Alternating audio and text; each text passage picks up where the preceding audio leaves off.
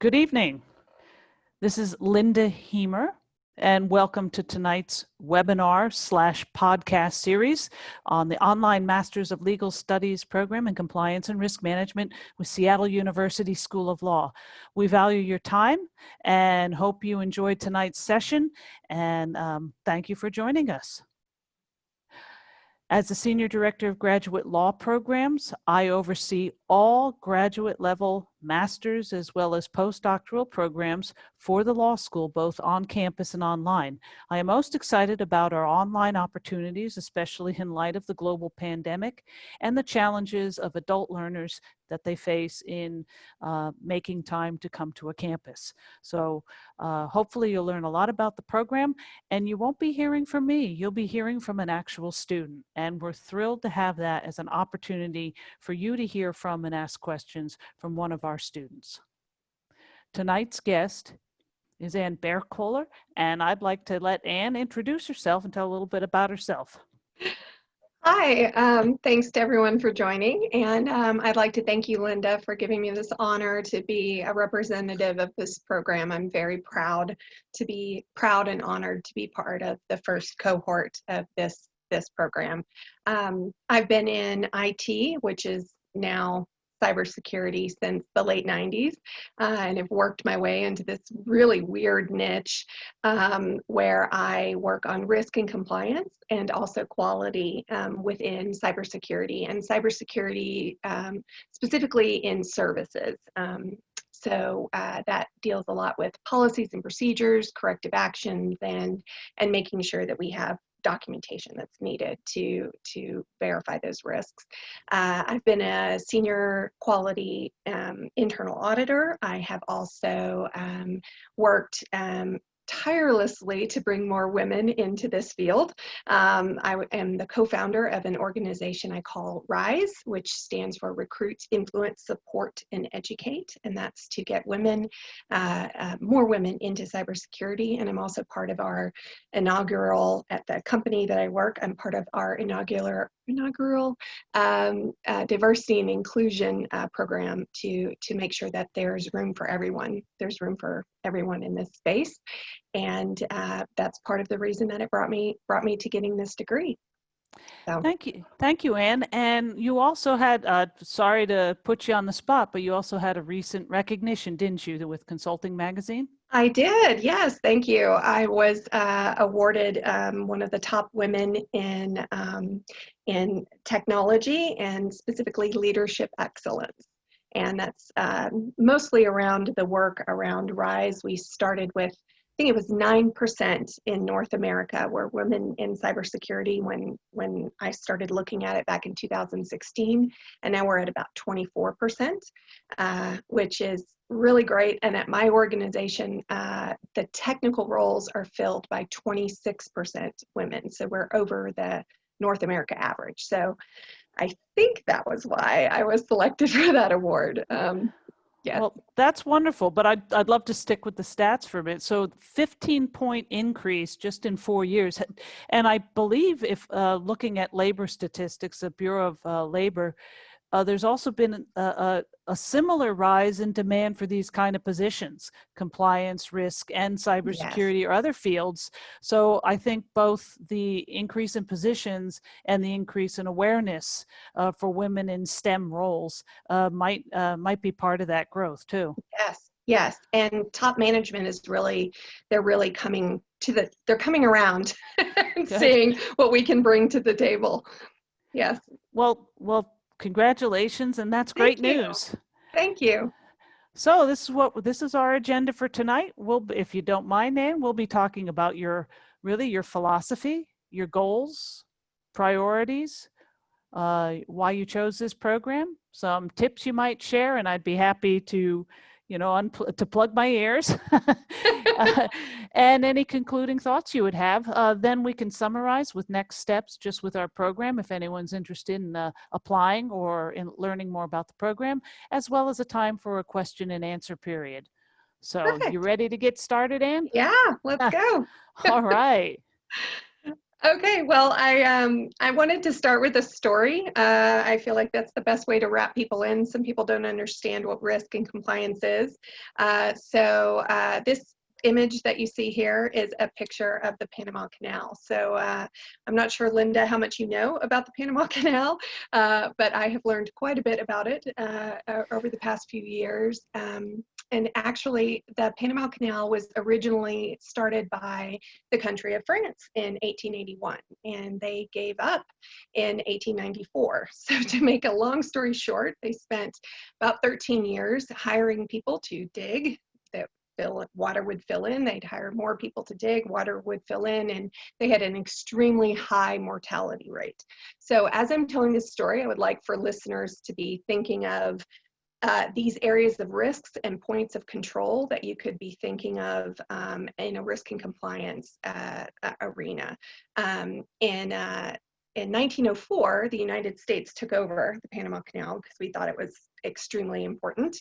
Of course it was. And President Roosevelt at the time, instead of hiring more people to dig because the mortality rate was so high, he decided to hire an engineer and a doctor. And he sent the engineer and the doctor down to the area where the Panama Canal is now, and they started to look at the reasons why, first of all, why it didn't work when France was trying to build the Panama Canal. So he ended up hiring sanitation officers. They built railroads. They had to find areas of infrastructure that they could build the infrastructure before they could even start digging.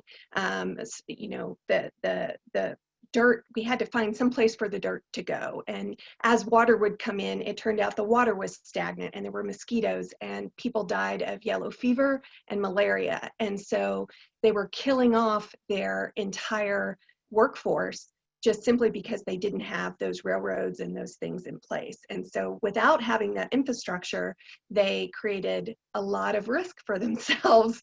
And then of course, I mean, today, in today's world, if you knew that you were going to start a job and you were immediately going to be killed or in some cases just burned out is what happens in service industries, is you get really burned out when there's not an infrastructure in place, then that is likely not going to be a job that you take.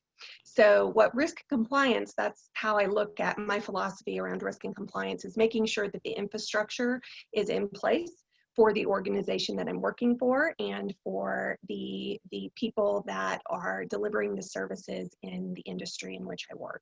And the United States is moving more towards the service industry every day. We talked about that a little bit at the top of the hour. There's just not as much manufacturing. And so with services, we have to look at these risk and control areas and the compliance areas very seriously because we're dealing with people. Thank you, Anne. And what comes to mind is, yes, I am familiar with the Panama Canal as a historian and a lover of history, but even more recent, we look in our greater Seattle area when the infrastructure or corners are cut. You look at Boeing and the MAX jets. Yeah. And of course, now that we're facing challenges with remote work and cybersecurity risks during COVID-19. So having that foundation, just because you're a techie, doesn't mean we can't learn from history and learn from previous mistakes and blame it on the French. Yes, exactly. All right. You ready to move to the next slide? Next slide. Next slide. So I wanted to tell you a little bit about my personal goals and why I chose this program. So if you go ahead and click the next area, obviously the first reason I came to this program is for professional growth. As I said, there aren't very many women in this field, and I wanted to make sure that I had a seat at the table. I kept questioning, why wasn't I growing in my field? And I found myself watching a lot of television at night. I'm very effective at what I do. Obviously, being in quality, I find areas where we can be effective and efficient. And so but I did still want to move up, and I wanted to move up in my career. So how was I going to do that? And I thought, well, the best way to do that is to work on a master's. So what is my sphere of influence? Where is it that I can improve? And so that's kind of where I started when I started looking at this program. If you can go to the next bullet. I wanted to have an increased understanding really of what risk and compliance meant to top management, really more the C-level, C-suite, and even at the executive VP or VP level, what it would take really for me to have that visibility, to bring the things that I knew in my gut were problems and issues. Just like if we go back to the Panama Canal analogy, people must have known somehow that it was the water that was causing those issues, right? That it was, they just couldn't get the water out of there, and these mosquitoes must, you know, they were dying of malaria. It had to be related to that. So someone must have had a gut reaction, and yet they didn't really have the data that they needed to get it to the right people. And so that's what I wanted to do, is really to find a way to get it, to have an increased understanding of what risk and compliance mean. And can I interrupt Yeah, just go right briefly? ahead. You know, you're talking about professional growth and you needed a master's, and of course you are a leader in bringing more women into the field. What is your undergraduate degree in? Actually, it's in English literature. People come into cybersecurity and into risk and compliance in very odd ways, I've found. For me, my degree, I started actually in InfoSec before I went to college. I got really tired of information security. I was a Unix administrator, and I said, you know what, I want to read all day. And I went back and got a degree in English. And then I taught for 4 years and realized that really didn't pay the bills, not teaching in inner city school. And that was a very hard job, hardest job I've ever had. So I found myself back in InfoSec. Well, this kind of brings us to your next point, doesn't it? Yes. I had a mentor once actually who asked me this question, what drives my energy? And so that's what I would say to anyone who is on the call, is really, if you're thinking about a move in either in education or in your professional life, it's really looking at what is it that makes you feel successful every day when you come to work. No one wants to roll out of bed and hate their job. A lot of people live that way, and I didn't want to live that way. So what makes me feel good every day? What makes me feel successful? And I started to ask those questions, and what really that came around to was my superpower. So I tell people all the time is that everybody has a superpower, and you have to figure that out yourself. What is your superpower, and then use that superpower for good. For me, what I found out, and if you go to my LinkedIn, if you connect with me, that's fine. That's fine. We can stay right here. If you connect with me on LinkedIn, you can see that all the way back to my teaching career, my superpower seems to be finding what's wrong. I find the needle in the haystack to figure out what's wrong, to see how I can fix a problem. And that's really what risk and compliance is all about. It took a while to kind of bring me to this area in quality, where I'm looking for these corrective actions and preventive actions, and really limit risk to my organization. But it started with that ability to find that piece that needed to be fixed. Excuse Yeah. me, Anne, you know, it sounds great, you know, and I recently saw a TED Talk on a woman speaking of, what is your passion, and how hard it is when you ask that question to someone of any age. And it's similar to your mentor saying, you know, what drives your energy and what is your superpower? So sometimes friends or colleagues can help you find that too, as you're engaging in a due diligence and looking at opportunities like this. Yes, yes, of course. And then for me, I also started looking at my hierarchy of needs, which is here on the next slide. First of all, I'm a working mom. I started off as a single mom when I attended college the first time. I was a single mom, and now I have two children, and I have a very supportive partner. Thank goodness. He does most of the work, actually, I think, when it comes to the house. But you always start with family and then self. It's that whole idea of you can't, you have to put on your own oxygen mask first before you can put on someone else's. So for everyone, I think the number one or number two thing is always going to be yourself or your family. For me, I wanted to stay healthy. I wanted to stay working. I wanted to stay available to my children, and those were obviously the top things. But that's not all that I am. Just because I'm a mom, that doesn't stop there. I couldn't be a stay-at-home mom. I'm also a citizen. I use this phrase, learning beyond what is expected. I spend a lot of time traveling. My husband and I decided very early on we wanted to go to a different country every year with our children, and to do that, you need money. So that leads me to the next thing, which is really about long-term financial success.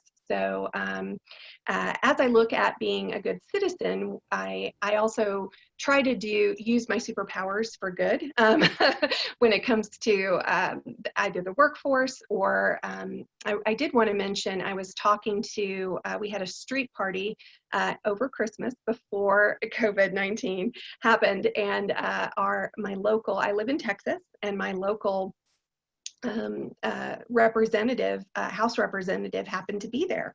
And she said, "What do you think is the most important thing that I should be focusing on?" And I said, "Well, I think most people would tell you health or education, but I'm going to go a different direction, and I think it's privacy. I think it's privacy in the cloud, and I think that there's CCPA, which is the Privacy Act in California, and then there's GDPR out of the UK. How come Texas doesn't have something like that? We should be leading the pack. We're one of the largest states, and why aren't we doing that?" And I think it was an unexpected discussion that we had. It was unexpected for me, and then just by being a good citizen and being involved in local politics and writing strongly worded letters from time to time, I found that I was very interested in the legal process and the law and how laws are made and how we get to where we are today. So if you want to go ahead and go to the next slide, that kind of led me to why Seattle University. And I'll say the very first thing is I didn't want to go to a typically online school. I wanted an education that came with excellence and came with reputation. However, I've worked from home since 2007. I've worked remotely for, a long time. And I really felt like working remotely and going to school remotely I would be successful at it. So that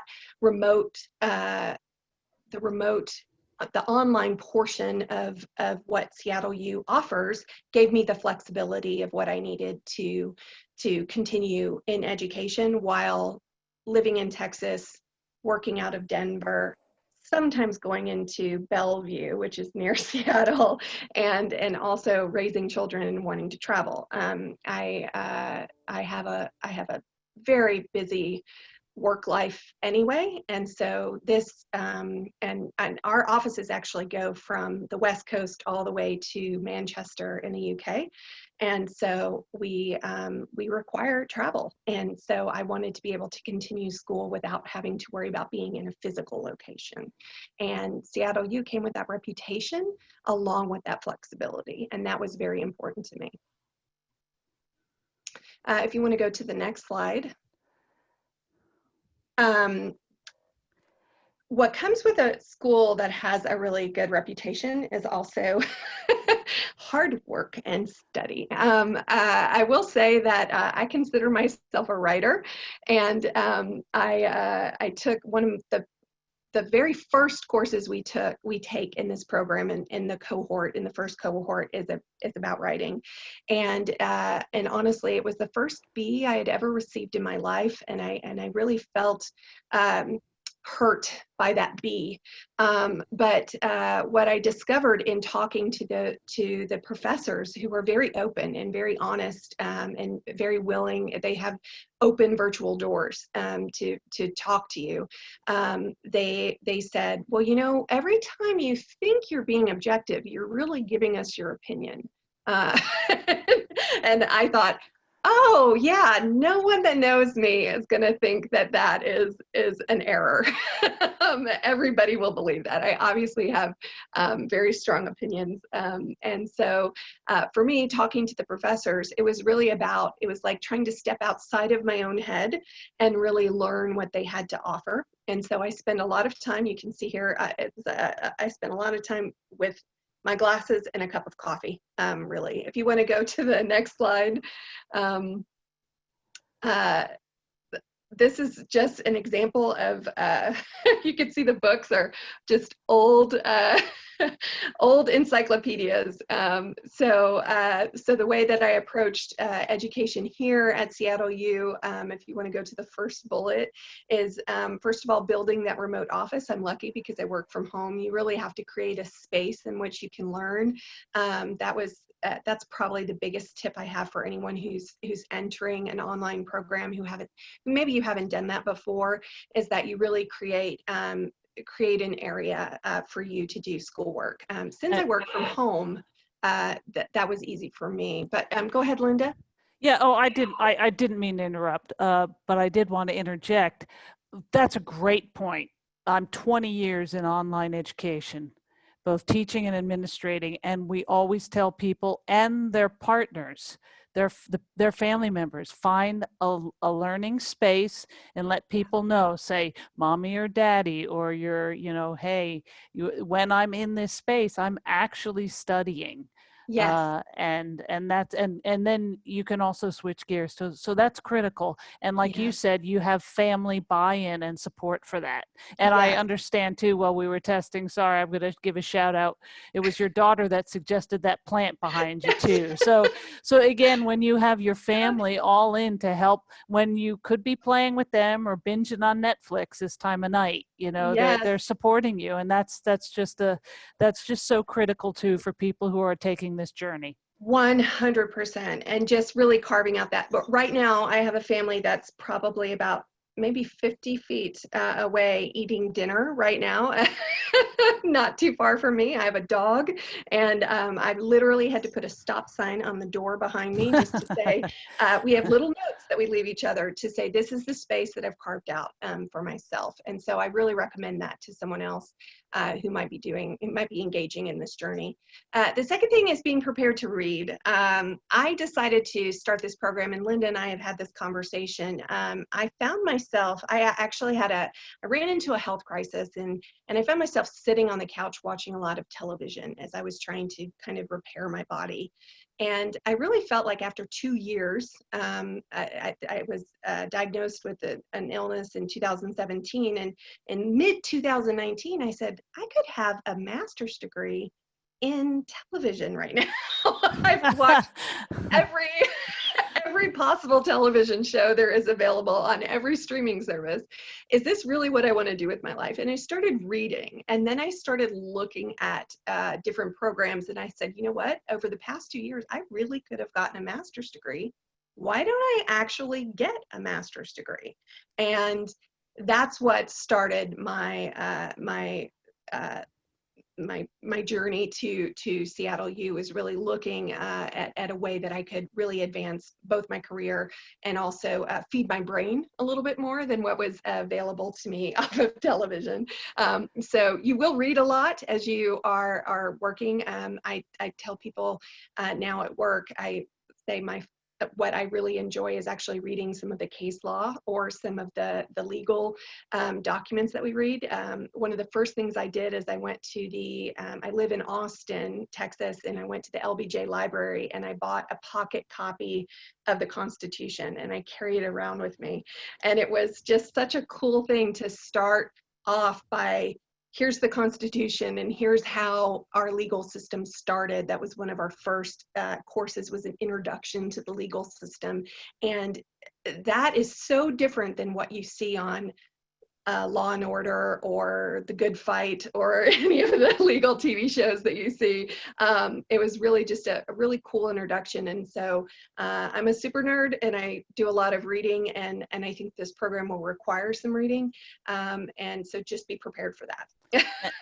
and Anne, it also is preparing you for a career and advancement where reading is critical, current events and being up to date on changing. We know that with a tweet, regulations change, but even though tweets are limited in characters, that means the CFRs, the Code of Federal Regulations, change. And you understand the enactment, you understand, and you have to understand what is binding, what is suggestive or persuasive. So the guidance is, so this program is designed to prepare you for the kind of critical thinking and reading that you will do well beyond your master's. And another thought, you said, I decided the time I spent on the couch, I could have had a master's degree. You didn't zero directly in on a master's of legal studies, did you, at first? No, I had actually started my career as a graduate student right after I got my bachelor's degree. I entered into an English literature program, and I was a TA for a while at the University of Houston. And then I said, this is not what I want to do. And then when I got back into this field after I'd been working for a while, I said, you know what, I really need to be able to compete with these men. I'm gonna get an MBA. So I looked at all of the MBA programs, and the very first course, it was an online course and it had so much accounting in it. And I withdrew immediately. I just said, you know what, this is not for me.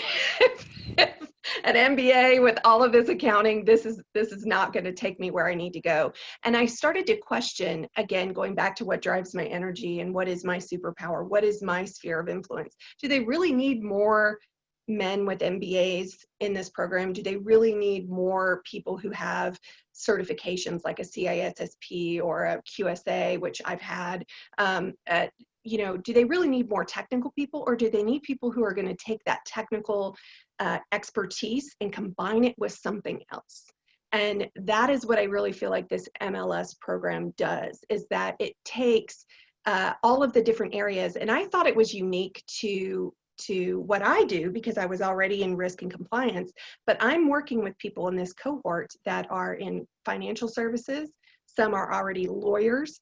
Some work in one of the gentlemen I've worked with, he's been probably my closest ally, I guess, going through this cohort through these past 3 semesters, works in the mariner field, like, on with the Port Authority and with big ships on water. And that's so foreign to what I do, and including even people working in real estate and things like that. And yet we're all in the same space looking at all of the laws and the rules and the guidelines around contractual compliance and regulatory compliance. And that transfers to multiple fields. And so for me, that is what was really important. And like I said, I've developed a fellowship with this cohort. They've become very important to me, this group of people. So I'm really glad that that somehow, I don't know how you do it at Seattle U, but you've been able to build a community of people who are able to reach out to one another and get texts from one another. And it's been great. It's been great to be able to do that. I call those people vitamins.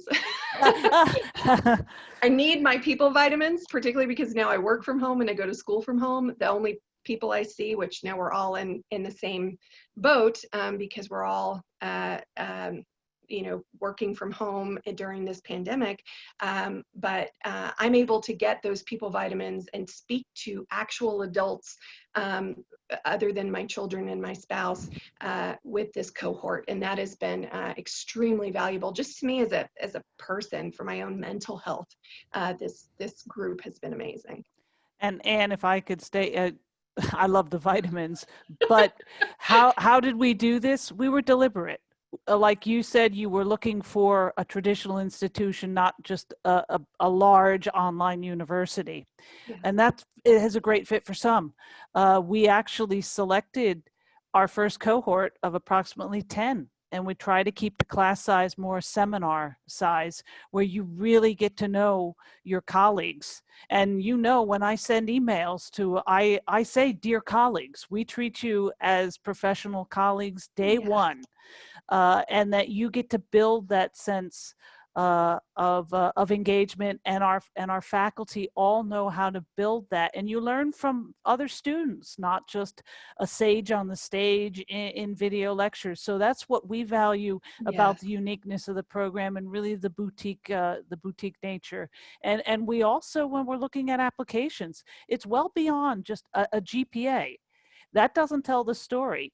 It's what, and when I'm talking to people, prospective students, I'm also thinking, what value will you add to our program, while I'm also explaining the value proposition and the return on their own investment. So we know that this is a benefit, and they'll be your colleagues and friends long after, regardless of the industry you're in. Oh, And they give novel approaches to solutions. 100%. I can't say that enough. That's been the best part of this program. And then obviously tools. I have, as I said, I've attempted a graduate degree twice, and it never really settled with me. One was on campus, straight on campus, and I rolled directly into teaching right with that. And then the other program I looked at didn't really have the tools that you have available. For us, there are a lot of this is an asynchronous. I think people who are looking at this program, asynchronous versus a synchronous program, meaning that if you cannot attend at that exact moment, there are live classes, but if you cannot attend at that exact moment, there are usually, it's recorded and you can come back and look at it later. What you also have is you have these great resources that you learn in the first semester that you can go out and do your own research. And we have a lot of what are referred to as guest lectures, where we find the professors have found guest lecturers that previous recordings on the topic, and they're provided right there for us, even if it's a login system that you would typically have to pay for if you were just learning on your own. This is it's right there made for us, and then we have these where you have access to people through this online system to hear to hear about it being put into place, risk and compliance and on the real stage through these tools that Seattle U has to offer. So that has been extremely valuable as well. And that was another deliberate design. Knowing a traditional academic environment has one professor and one textbook. And we said, Yes. why? In a work environment, you seek the advice, and there's subject matter expertise in others. So in some of our courses, we have co-teachers, as well as many subject matter experts who share content or help develop the course. So we see it more like an edited, interactive textbook and learning environment, but to again model the kind of professional development you'll be engaged in throughout your career. But our faculty, many of them are remote. Some are members of the faculty at Seattle U, but they're also practitioners. We wanted the practitioner scholar model. Yes. One of my favorite professors actually was teaching while on a cruise, I believe. And I found that fascinating. I just said, I said, if I could be working while on a cruise, that is That's what I want to But do. she was still available. You know, She that's was it. That's a people, exactly. just like we want to encourage students to have that life work balance, the faculty model that, and they Yes. are available, but they can also say, hey, take the time to cruise. That was Yes. Professor DeGarmo. Yes. Oh, yes. And what I tell people when I created the position that I'm at now, and it's grown into something else. I've been here about 5 years, but I've been at this company for 5 years, and I hadn't been promoted, and that was kind of the question that I asked. Was like, really 5 years? I've been watching these people kind of move from director all the way up, and not really. And not really seeing that growth for myself. And so I started with this program and working with Professor DeGarmo, and just, I think, learning that critical thinking skill that you were talking about, like going back to those regulatory, just going back to that regulatory language and really trying to look at things from a more objective point of view, really just, it was like an aha moment for me the first semester. So mid second semester, I was promoted for the first time in 5 years. And I really believe that that is because of my first semester here at Seattle U, and then moving into this. I just am just floored. Have also heard from my cohort, in this first cohort, that another individual has been promoted, and another person has gotten another job with a senior VP title, all working through this same program. It's been fantastic. And that brings us, I'm sorry.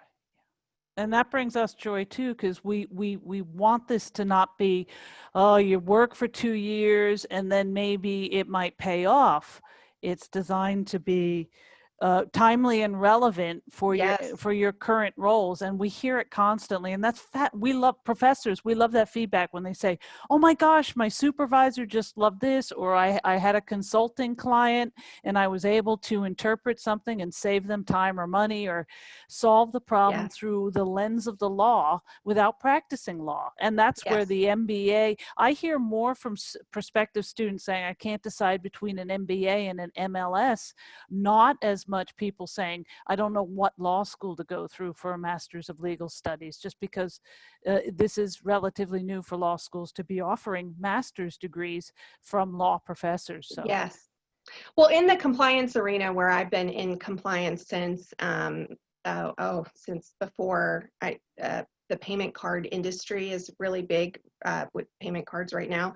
But before HIPAA, before high trust, before PCI, before all of that, when you start looking at where is the industry going to go, and what is it that you're going to need? I really just feel like an MBA was not the thing for me. I knew that there was something, but each program, every company that I worked at, I reported up to legal, or I worked directly with legal. So sure. I actually sat down with a lawyer that had worked at my organization, and said, "Hey, do you guys think I should get a law degree?" And both of them said, "No." Don't do it. And I thought, why? Like, why? And they said, "You're doing great in what you're doing right now. We need you where you are right now. You're our subject matter expert when it comes to these compliance areas. If we didn't have you, we wouldn't, like, we've got lawyers. We'll hire lawyers. We need what you do." And I said, yeah, but I really feel like I could do more. And that's what this is it's that combination. It's bringing that compliance piece that I already had, and being able to work with the legal team. It bridges the Yeah, gap.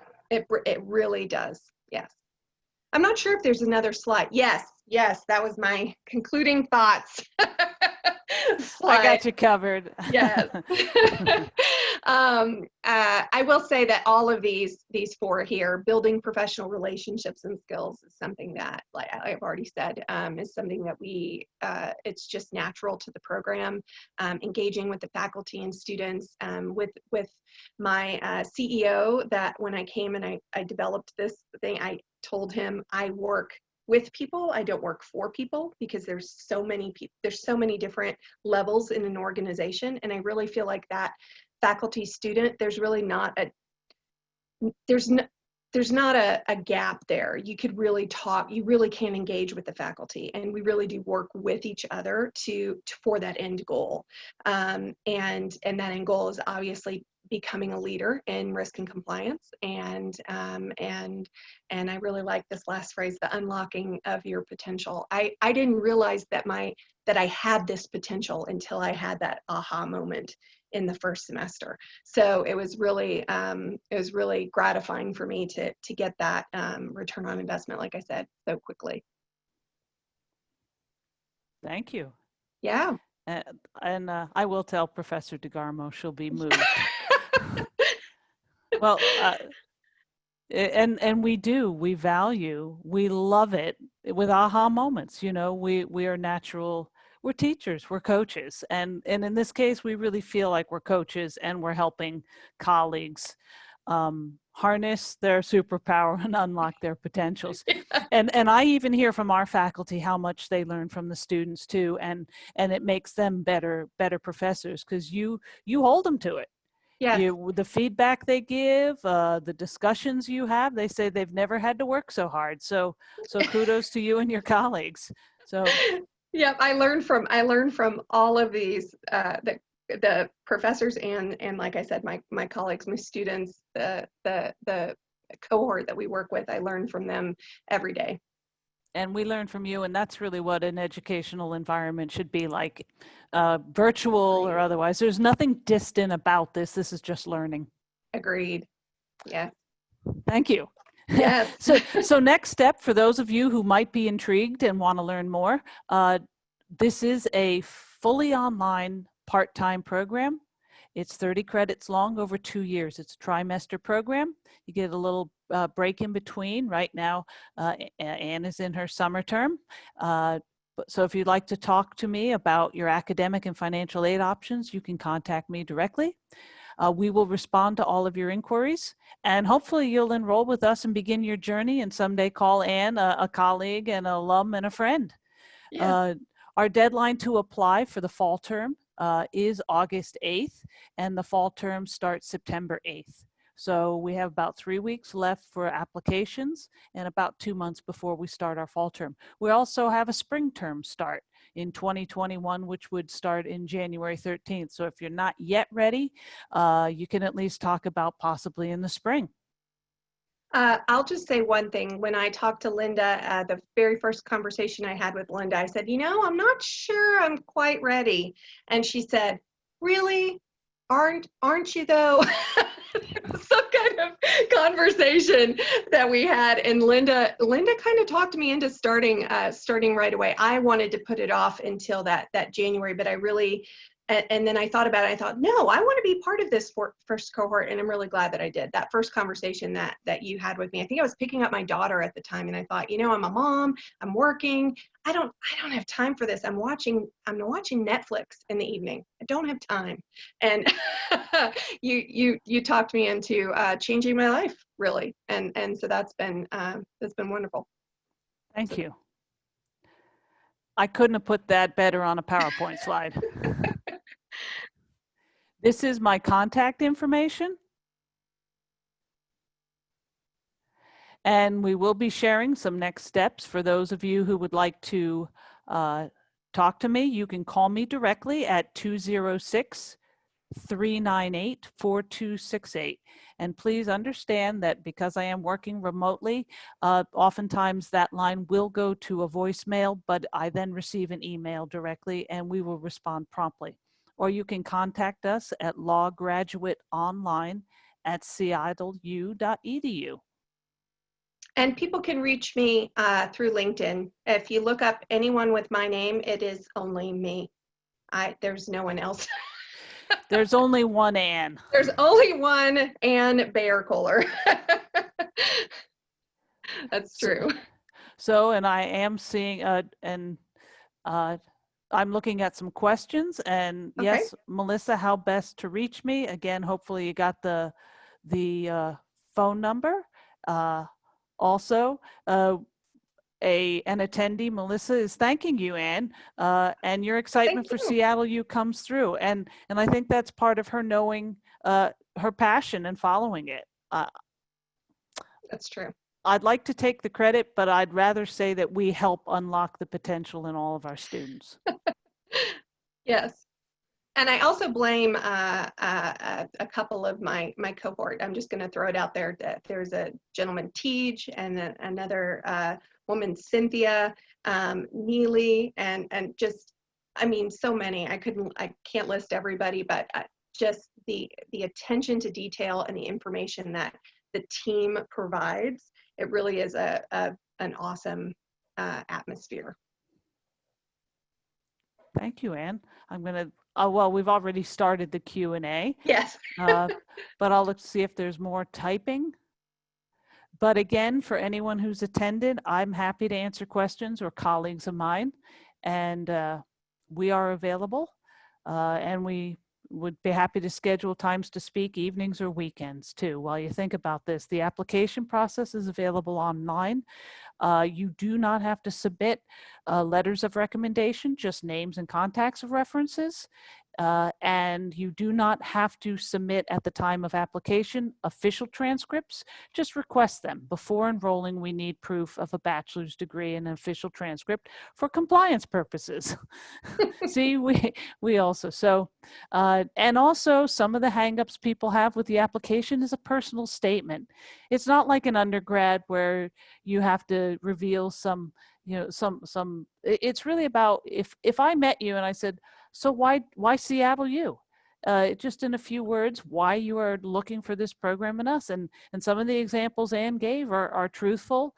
And that's what we want to know, a little bit more of you beyond a resume and a transcript.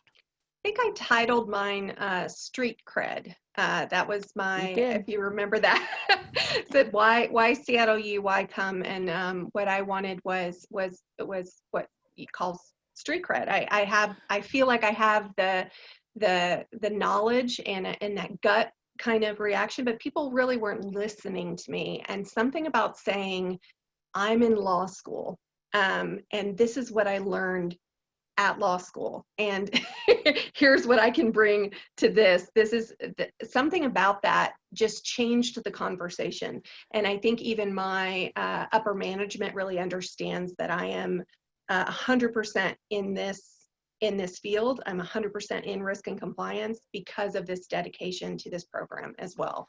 So that's been rewarding.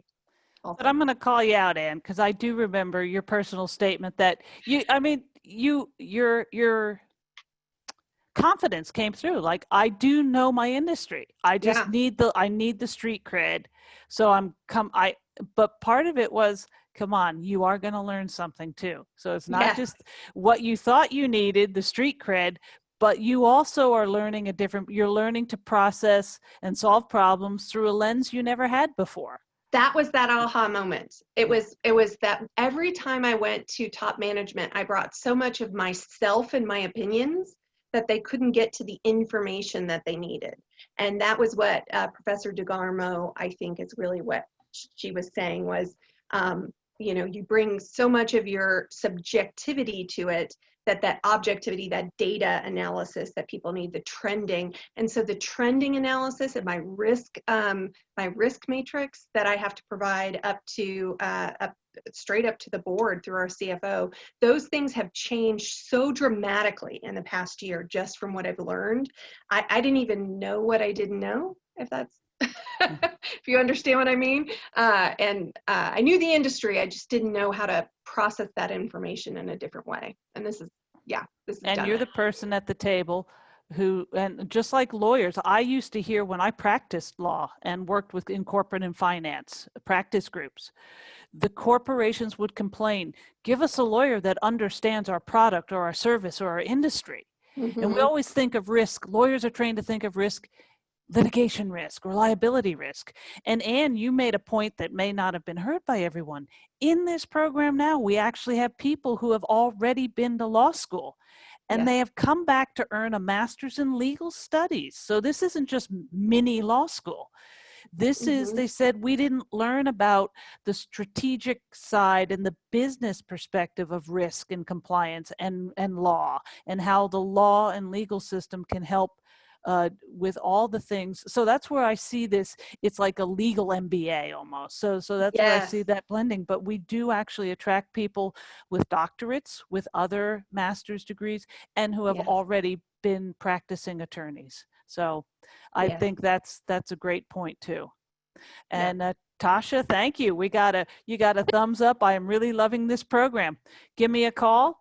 Talk to Anne. Again, we are Yes. proud enough. Many of our students would be willing to talk to, obviously they're Of busy, they're course. working professionals, but I know they'd give you an honest opinion, and they give me honest opinions. I reach out, even our professors, when they've designed some courses, have contacted the students and asked about course design and what content they think they might need too, haven't they?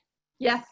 You know, Yep. just like in design thinking and in any type of business, we see our students really as customers. And if we want to give you a product that you can use and is user friendly, you know, and so we actually ask our students how things are going, not just a survey, but I call them up. So Yes. I've received some of those calls, so that's right. And I've learned, and we're always looking at continuous improvement. So. yes. Anne, everyone's time is valuable. We're getting towards 10 minutes to the top of the hour. I don't see any typing. Is there any closing thought you'd like to share? I'd just like to say if you're holding back for some reason, whether you're on this call or you're watching this on a recording later, if you're holding back for some reason, I say just do it. Just go for it. You won't regret it. I'm a mom. I spend a lot of my time worried about my family, worried about, you know, this pandemic. I'm in risk and compliance, so I had to work and on the business continuity side. I had to literally send an email, I think it was to Linda and then to a couple of my professors right when this pandemic started and said, look, I'm in cybersecurity and this is hitting us hard right now. I need a little bit of extra time. And that time was given to me because they knew I was a professional and I was in this industry. So I would say don't let any of that hold you back. There are ways to get around that. And I've also heard a lot of parents say, you know, isn't school kind of selfish? Isn't it selfish taking away time from my kids? Which to me, I have two only children. I have a 25-year-old and a 9-year-old. I was the youngest mom and the oldest mom at the same time. And to me, both of my children, when they see me going to school, I really feel like they see lifelong learning as an important part of being an individual. And they're your children, although you're your children forever, they're not going to live with you forever. As soon as my son moved out, he was like, I'm done with mom's rules. He's on he's on his own and he's doing his thing. And here I'm still here. And so it's important to me to have that degree, this degree, for me to continue that growth. One day I will have people call me doctor when I get my PhD. Like I have my own goals. So if you have a goal and you find out what that superpower is, what that sphere of influence is, what drives your energy, and if this can fulfill that for you, I would say just do it. Just jump in. There's no reason not to. Thank you, Anne. That I'm inspired too, and we so value everyone's time for attending. Thank you. I hope to meet some of you. There's one more chat. Just wanted to see. And attendee Melissa says, Anne, your last words are inspiring words. Oh, wonderful. Thank So, you. Thank you. and I do see it. How many students are in a cohort? It depends. Our initial cohort sizes have been approximately 10 by design, and we will never allow more than 20 students in a single class. So you may be, there may, as our programs grow, we may have larger cohorts, but the class sizes will always be somewhere around 10, but never more than 20, especially with so it's not the giant lectures or MOOCs. Yeah. So I will say thank you. Thank you, Anne. Everyone, please continue to be well, and I look forward to hearing from you. Wash your hands, wear a mask. Thank you. Take care. We are stopping recording. Bye.